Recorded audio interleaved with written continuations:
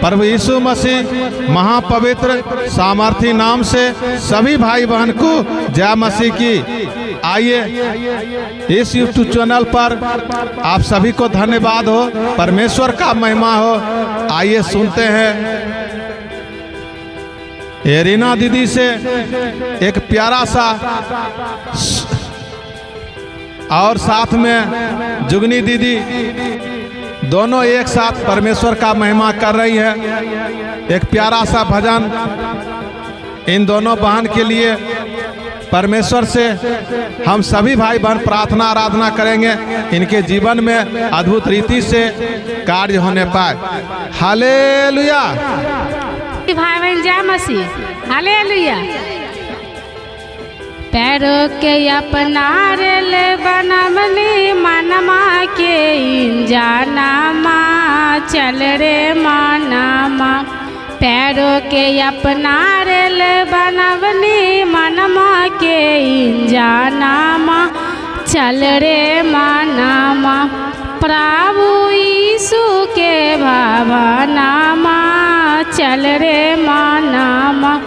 प्रभु यीशु के भावनामा चल रे मानामा।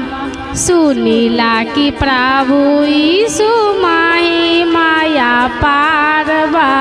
सुनीला की प्रभु यीशु माही माया पारवा। रउए कृपा से चलत पूरा संसारवा। रउए कृपा से चलत पूरा संसारवा। सासु ननदिया मारेली ताना दे दीना लाला नामा चल रे मानामा। सासु ननदिया मारेली ताना दे दीना लाला नामा चल रे मानामा। तो प्रभु यीशु के भावनामा चल रे मानामा। तो प्रभु यीशु के भावनामा चल रे मानामा। केकरा से करी प्रभु जी हम परियाद हो। केकरा से करी प्रभु जी हम परियाद हो। रउए के हर पल प्रभु जी करी ले हम याद हो। रउए के हर पल प्रभु जी करी ले हम याद हो। बानी बेचारा कोई नहीं सहारा खोल दीना नया नामा चल रे मानामा। बानी बेचारा कोई नहीं सहारा खोल दीना नया नामा चल रे मानामा। तो प्रभु यीशु के भावनामा चल रे मानामा। तो प्रभु यीशु के भावनामा चल रे मानामा। यीशु जीते दुनिया के भाग विधाता। यीशु जीते दुनिया के भाग विधाता। जे भी जाला सारा नाम में शांति मिल जाता। जे भी जाला सारा नाम में शांति मिल जाता। ऐली भिखरिया रउए दिवारिया खोल दे दीना दर्शनामा चल रे मानामा।